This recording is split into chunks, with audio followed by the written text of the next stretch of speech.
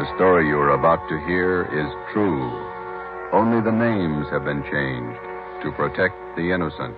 Fatima Cigarettes, best of all long cigarettes, brings you Dragnet.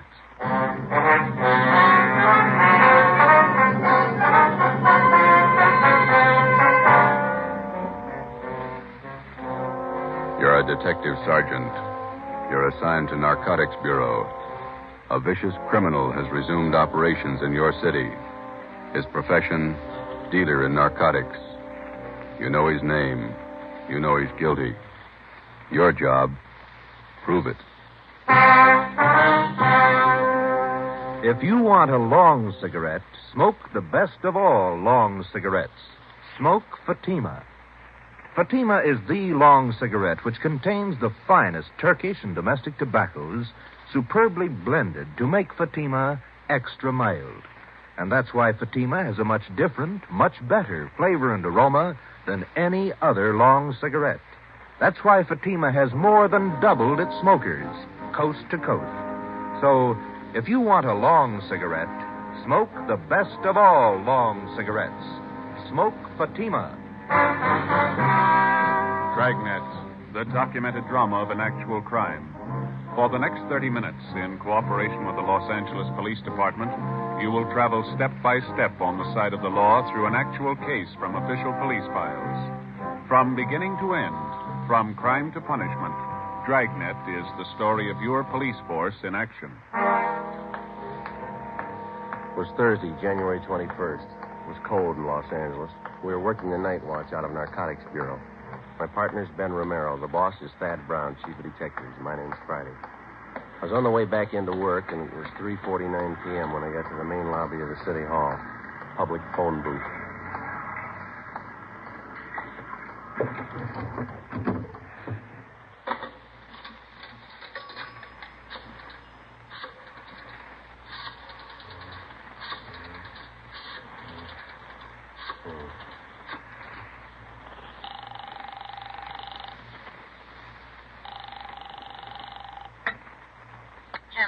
Hello, Ma, this is Joe. Joseph, you said you were going to be home at 4 o'clock. Oh, I couldn't help it, Ma. They changed the schedule. I got my stuff all right. Thanks for packing it. Well, I put your socks and your clean T-shirts on the bed. Did you put them in your bag? Yeah, I got them. Got them off the clothesline right after you called. They weren't quite dry, or I would have packed them for you. I got them all right. Listen, Ma, I'll call you whenever I get the chance. Now, don't worry. How long are you going to be gone? I haven't any idea. Maybe a month. All depends. How can I get in touch with you? You can't. Call Ben. He'll get the message to me somehow. Where is it you're going, Joseph? Well, I'm not going anyplace, Ma. I'll be right here in the city, but I just won't be able to come home for a little while. It's a special job. No, like the last time. Yeah. Well, you be careful now.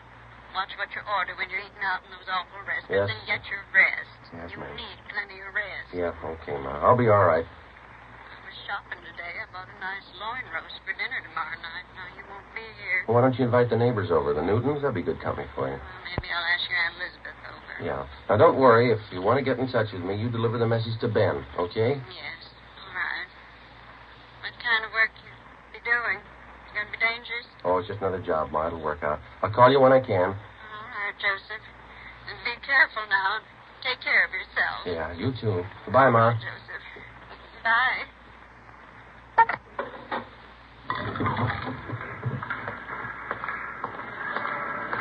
I left the phone booth and started down the corridor.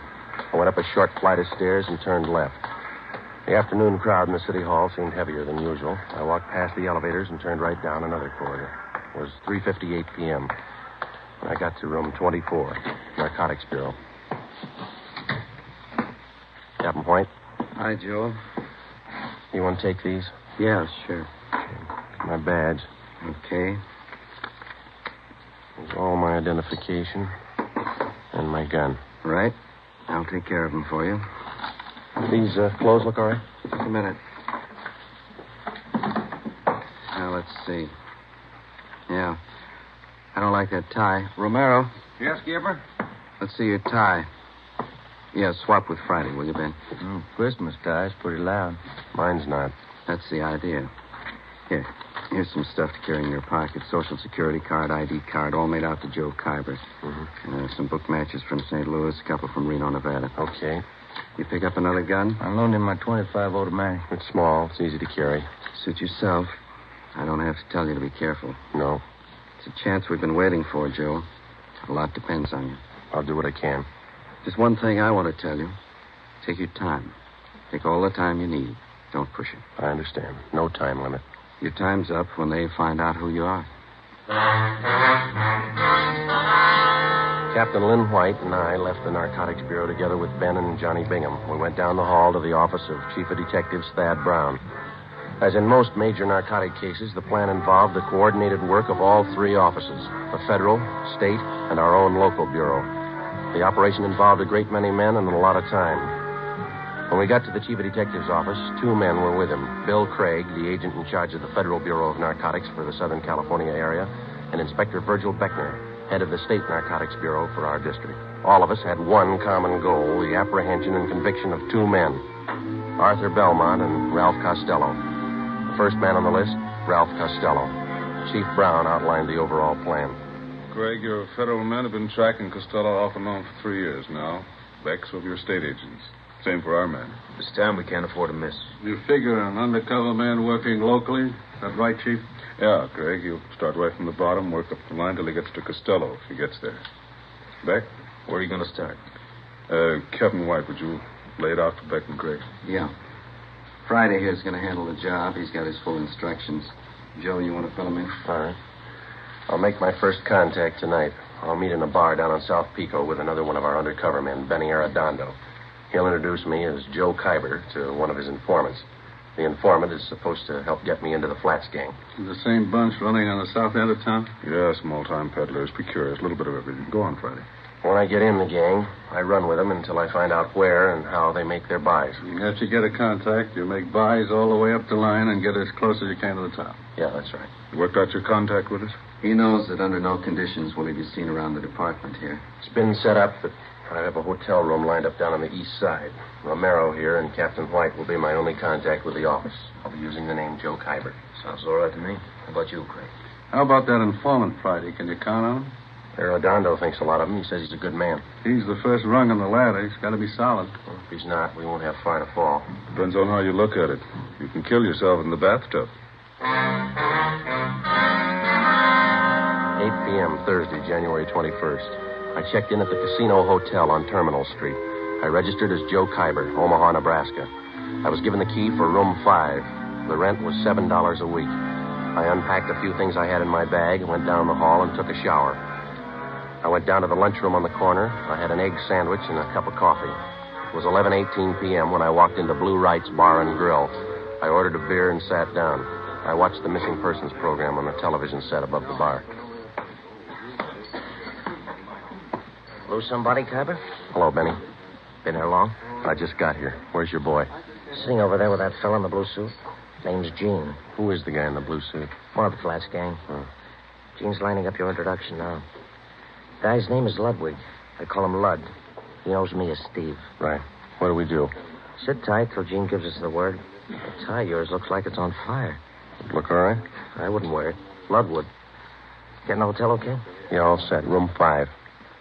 Gene wants us. Let's go. Okay.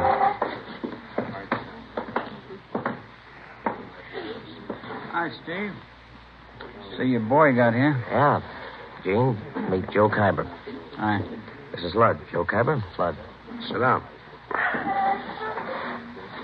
You like the fights, Kyber? Yeah. They got nothing out here in that line. I used to go to the Garden when I was east. I got some fine cards at the Legion. Where? Hollywood Legion, Friday night. Some classy-looking fighters out there. Where's that? Out in Hollywood. Nice little stadium. I'd like to go with you sometime. Tomorrow? I got a date. Maybe next week.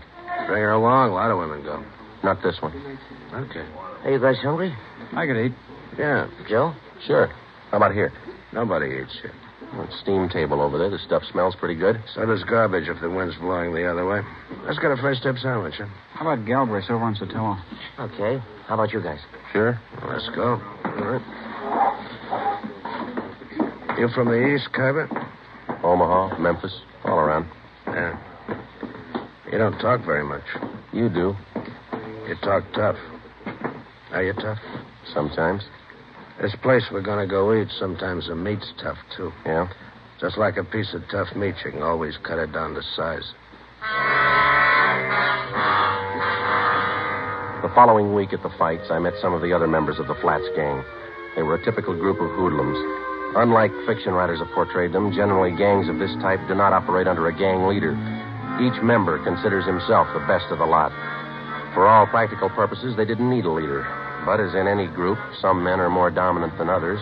Lud was one of these. Because of his tough manner, I observed that the gang members placed confidence in Lud. It was then that I decided that I had to be tougher than he was if the gang was going to accept me. 5 weeks went by. March 7th. There was still no mention by any of them that they were either using or dealing in narcotics. Come on in, Kyber. Sit down. Lud? Kyber, meet Jerry Phil. Hi. I picked up the tickets for the basketball game tonight. Good seats? Yeah, they look okay. Got an extra, Ducky? Maybe I'd tag along. Yeah, we got 4. You look kind of sad, Cab. He always looks that way. First he was tough, now he's sad. Oh, you and that mouth. You know it all, don't you? No offense, you look a little low. I don't know about you, Cab, but I'm a little on the par. I'm going to have myself a pop. You interested? No, I don't use it. Why don't you try it? You might get a kick out of it. I have. It's all right going up, but it's nothing coming down. That's where you make a mistake. Stay up. Don't come down. Lud. You heard what he said, Jerry. You don't like it. How does he know? He never stayed up long enough. Take your pop and shut up. You talk about Kyber trying to be tough. You think you're the big wheel around here. That's enough. Better quit giving orders, Lud. You know better than the rest. Look, little man, knock off that kind of talk and keep us both happy. Sure. The boss, man. You know, I got one positive way to shut you Why don't you two quit it? This concerns me and Phil. You keep your mouth shut. Well, don't get mad at me. I only wanted to save an argument. Can it, I say? Now, look, big mouth, you can push Phil around, but not me. Now you're playing the tough guy again, ain't you? Why don't you go over there and sit down, huh? You sit me down, punk. All right, now listen to me, both of you. I'm tired of being talked down to like a junior member of the firm. You either treat me equal or leave me alone. You understand? You had it coming, Lud. Yeah. All right, put that bottle down, Lud. Where'd you get the gun? You carry that thing right along? Right along. Put it down, Lud. Okay. I'm long on memory, Cabot. Remember that. Yeah, and I'm real short on patience with you. Well, I still ain't had my pop. Better hurry. I don't want to miss the game. You got good seats, Cabot. They're not too low. I can't see nothing if they're too low. Don't worry. You'll be high enough. 2 months went by. By playing the tough guy, I gained a great deal of prestige in the eyes of the other gang members. Jerry Fell made sure that all the members heard about that episode up in Lud's room. Dealers and users of narcotics rarely carry guns. The members of the Flats gang were small-time peddlers and users. They're referred to as mules or small fry. When they found that I carried a gun at all times, they were impressed. They considered me one of them. Since the very beginning of my undercover work, I met weekly with Ben Romero and Captain Lynn White of the Narcotics Bureau. I would be picked up at a different location each time, making sure that I wasn't followed, and we would remain in the car and drive around in a remote section of the city discussing my progress with the gang. During this first 3-month period, under the pretext that I had clients to furnish, I made 2 small narcotics buys, one for $13 and one for $8. As soon as the purchases were made, I would mark them for identification, contact Ben, and then turn the narcotics over to him to be booked as evidence by the property clerk at Central Division. Another month went by. Thursday, June 5th, 11 p.m. We had just returned from the midget auto races, and we were sitting around in Lud's room. You mentioned something out at the races, Carver. Now what's on your mind? I told you, Lud, I need a half a dozen caps right away. I got people putting a bite on me. Old customers. How old can they be? You only been out here 5 months, remember? When they're hooked, they get to be old customers in a month. I fixed up 2 buys with Morse for you. Tony says he can't handle anymore. Hasn't got enough around. You got on board late, you know. All of us are ahead of you. Tony can get more. Who's his source? A couple of guys. I know them. How about an office to one of them? You deal with Tony. You said he hasn't got enough. That's right, I did. Okay. How much do you want? They're your customers. What's it worth? They'll pay. What's the guy's name? Costello's one of them. He'll have enough for you. Who's the other guy? You deal with Costello for now. Where can I meet him? Morsel will set it up for you. I got to meet him in an hour. Come in. Police officers. Shake it down the hall.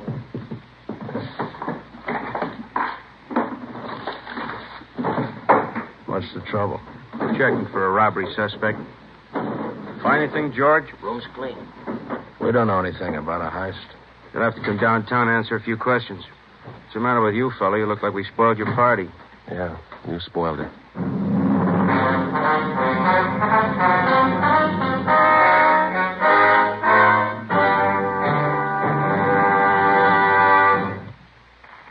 are listening to Dragnet, authentic stories of your police force in action. Now, here's an authentic report from Fatima Cigarettes. In 1949, Fatima more than doubled its smokers from coast to coast. In 1950, enjoy Fatima yourself. You'll find Fatima extra mild. Because Fatima is the long cigarette which contains the finest Turkish and domestic tobaccos superbly blended to make Fatima extra mild. You'll find Fatima tastes much better. Fatima's superb blend gives you a much different, much better flavor and aroma than any other long cigarette. You'll find Fatima best in cigarette quality. Fatima has always stood for the best in cigarette quality. For a new year of greater smoking enjoyment, buy Fatima in the appealing gold and yellow package. You'll agree, Fatima is the best of all long cigarettes. The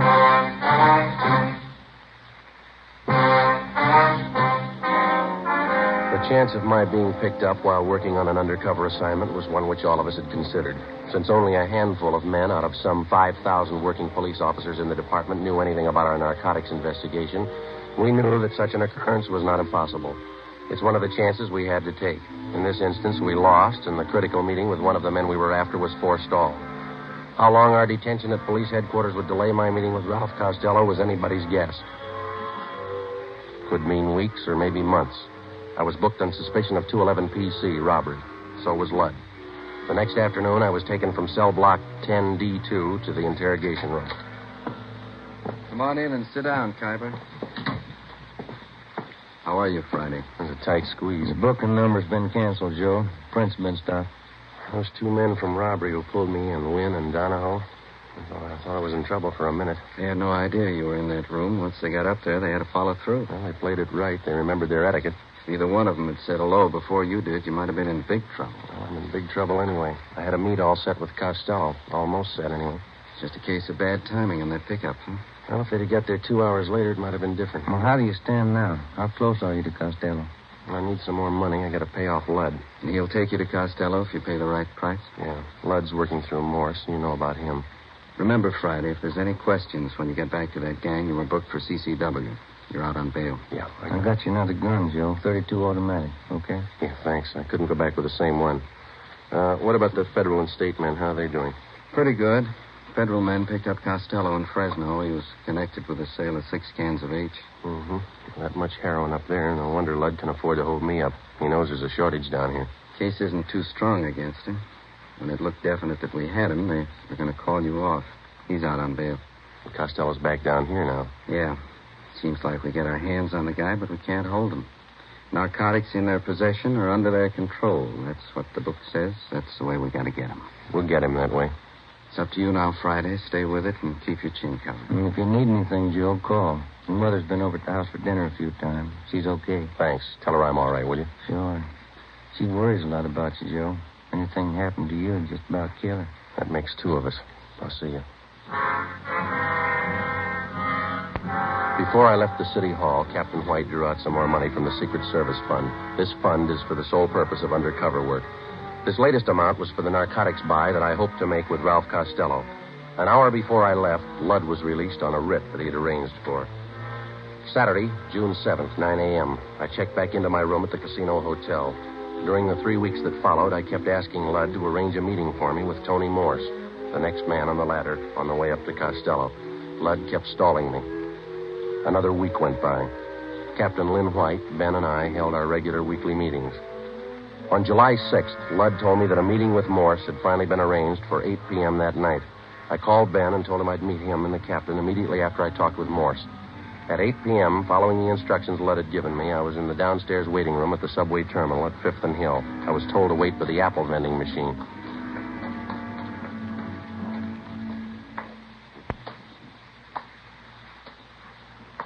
Excuse me, mister. Oh, yeah, sure.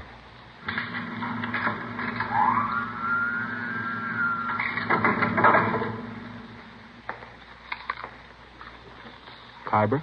Yeah. You Morse? That's right. Want an apple? No, thanks. Well, sit down. All right. Now, what'd you have in mind? I got a couple of $100 to spend. Can you handle it? Who sent you? You know who sent me. Sure I do. I just want to hear you say it.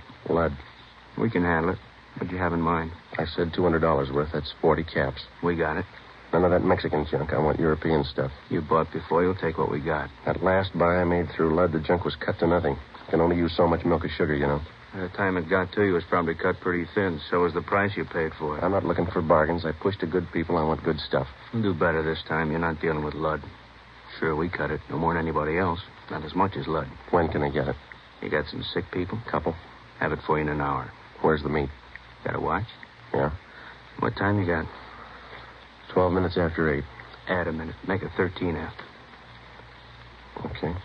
An hour from now. 9:13. Meet Lud at Macy and Brooklyn on the corner. He'll tell you what to do. Will Lud have it? Meet Lud at 9:13. See you later, Kyber. Oh, wait a minute. How do I know you're leveling? How do we know you are?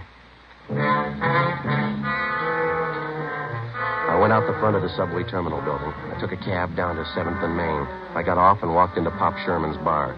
I called the office and set up a meeting with Ben and the captain. I ordered a beer, paid for it, left my change in the bar, asked the bartender to watch it, told him I'd be right back. I went out the back way, crossed the alley, and got down to Los Angeles Street. I walked up to 9th and picked up a cab to take me to Fulton and Covina Avenue. I got out and walked 2 blocks. It was 8:41. Joe? Hi. You meet Morse? Yeah. Sure nobody tailed you? I took all the precautions. And what's you said of? Well, I'm not sure, and I don't have much time. I'm going to make the buy tonight. When? 9:13. You don't have much time. Kind of rushing it, aren't they? I figured I'd better play along. Who's the meet with? Morse told me to meet Lud at Macy and Brooklyn. Said that he'd carry it from there. Costello in on it? I don't know. You got it all. All right. We'll start picking up the Flats gang. Everyone but Lud. What do you think? Well, the way I got it figured, Morse is Costello's runner. He checked me out, and as far as I could tell, he thinks I'm okay. Yeah. I got a hunch Lud's going to take me to either Morse again or Costello or possibly both. I don't know where the actual meet's going to be. That means a tail job. We'll have to pick you up at Macy and Brooklyn and stick with you until after Lud leaves, if he does, and follow through with you. Figure it wide, Skipper. Don't worry. I know we're close. What time you got, Romero? 10 minutes to 9. Turn down the next block. Right. Pull up here, Ben. Okay. Here you go, Friday. Keep your chin covered. Yep. Hey, Hello, Phil. friends of yours in the car? Why? I know them. They ain't friends of mine. I didn't say I knew him. I don't know the guy driving, but the other guy, I seen him lots. Just about 4 weeks ago, we all seen him, huh? That fuzz, white, narcotics man. Oh, yeah. Well, they've been riding me since they picked me up with a gun. Won't do, cop. Narcotics man ain't got nothing on you. That was robbery, remember? They got a make on me from Nebraska. They've been on me ever since I got here. That figures. You're one of them. All right, look, Jerry. I'll argue with you later. I'm in a hurry. I got to meet Lud. I tag along. I want to see Lud, too. You going to spill to Lud about what you think? Maybe. I figure I owe it to him. I known him a lot longer than you. I know he ain't no cop. And you're sure that I am? I know you are. Let's see what Lud thinks. Yeah. All right, come on. On your feet. Get out. I looked at my watch. It was 2 minutes to 9. In 15 minutes, I had to meet Lud. I had to hit Jerry Fell. I couldn't take the chance of him getting to Lud before I did. I couldn't leave him. I couldn't take him with me. I pulled him to his feet and half dragged and half carried him 2 blocks before I spotted a patrolman. Hey, officer! Officer, over here! Yeah, what's the trouble? I'm Friday, Central Narcotics.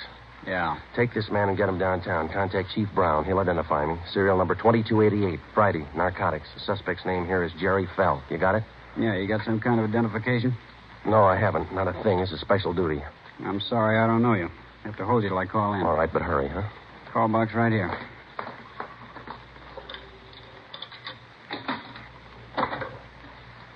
This is Carlson, box 117.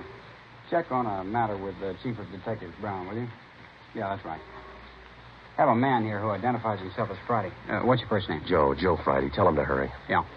Joe Friday, Central Narcotics, serial number 2288. Says he's in a hurry, holding a suspect, Jerry Fell. I'll hold on. Hey, my watch says 5 after 9. What time you got? I got 6 minutes after. It might be a little fast. Any cab stands around here? 4 blocks up the street. Which way? That way? Yeah. Okay, I will. Thank you. Okay, Sergeant. Sorry to hold you up. Need any help? No, you just hang on to this guy. Don't let him go. I started to run. Macy and Brooklyn. 6 blocks away, and I had 8 minutes to make it. A narcotics buy is one date you're not late for. Either you're there at the specified time or there's no deal. The veteran narcotics peddler knows that that's the only safe way for him to operate. A minute, one way or the other, could mean an arrest. I ran. You're out of breath, Khyber. Anything wrong? No, the cab broke down. I didn't want to be late. You got 40 seconds. That's cutting it pretty thin, but it'll do. Come on. All right. Right here. By this lamppost? That's it, right in front of it. Don't move to the left or right. Stay put. They'll handle the rest. So long.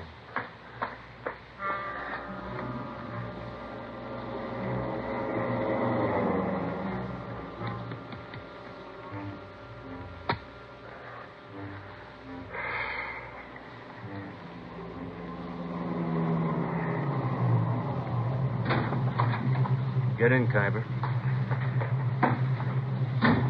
Got the money? Right here.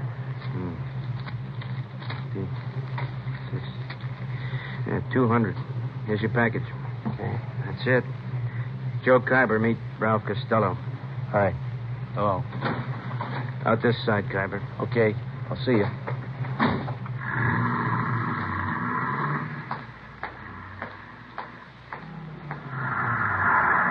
Did you make the buy Friday? Yeah, take him. Hi, Joe. Ben, thought you were with the captain. They don't need me. That intersection's blocked off up there. They're pulling them over right now. See? Yeah. They got him. Costello in the car? Yeah. Well, that's half of the team. Now what? We go after the big man, Arthur Belmont. Took us 7 months and 4 days to get to Costello. Lots of time. Yeah. Always seems to work out that way, doesn't it? What's that? They always run out of time before we do.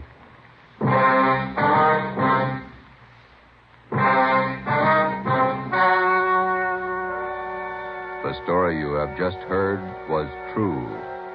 Only the names were changed to protect the innocent.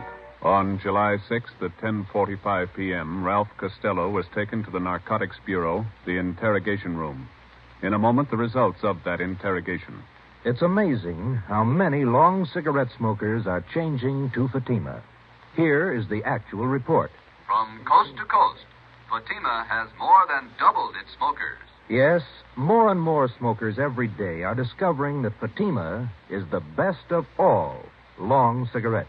Smokers find Fatima has a much different, much better flavor and aroma than any other long cigarette.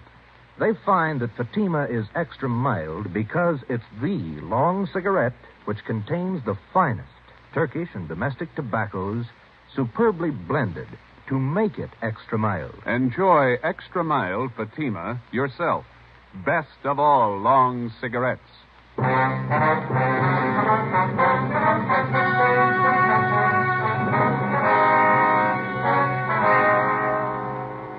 With the promise of the United States District Attorney that his prison terms for the possession and sale of narcotics would run concurrently rather than consecutively, Ralph Costello agreed to furnish us vital information concerning the number one narcotics dealer on the Pacific Coast, Arthur Belmont. Next week, the big man, Arthur Belmont.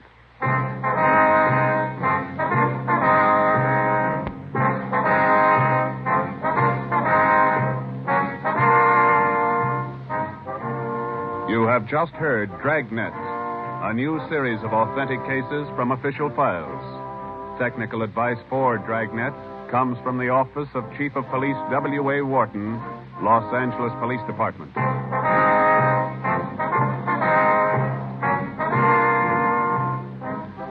Fatima Cigarettes, best of all long cigarettes, has brought you Dragnet from Los Angeles.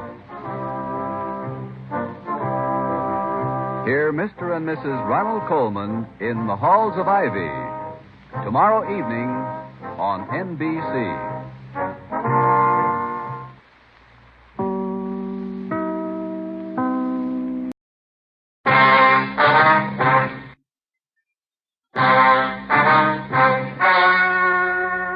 Ladies and gentlemen, the story you are about to hear is true.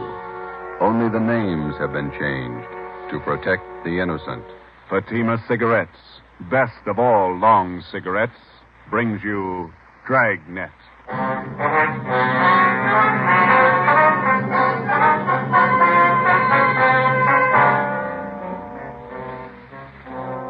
You're a detective sergeant.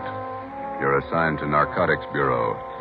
A vicious criminal has resumed. Has more than doubled its smokers, coast to coast. So, if you want a long cigarette, smoke the best of all long cigarettes. Smoke Fatima. Dragnet, the documented drama of an actual crime. For the next 30 minutes, in cooperation with the Los Angeles Police Department, you will travel step by step on the side of the law through an actual case from official police files. From beginning to end, from crime to punishment, Dragnet is the story of your police force in action. It was Thursday, January 21st. It was cold. Hello? Oh, Ma, this is Joe. Joseph, you said you were going to be home at 4 o'clock. Oh, I couldn't help it, Ma. They changed the schedule. I got my stuff all right. Thanks for packing it. Well, I put your socks and your clean T-shirts on the bed. Did you put them in your bag? Yeah, I got them. Got them off the clothesline right after you called. They weren't quite dry, or I would have packed them for you. I got them all right. Listen, Ma, I'll call you whenever I get the chance. Now, don't worry. How long are you going to be gone? I haven't any idea. Maybe a month. All depends. How can I get in touch with you? You can't.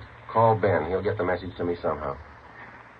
Where is it you're going, Joseph? Well, I'm not going anyplace, Ma. I'll be right here in the city, but I just won't be able to come home for a little old in Los Angeles. We were working the night watch out of Narcotics Bureau. My partner's Ben Romero. The boss is Thad Brown, chief of detectives. My name's Friday. I was on the way back into work, and it was 3:49 p.m. when I got to the main lobby of the city hall. Public phone booth.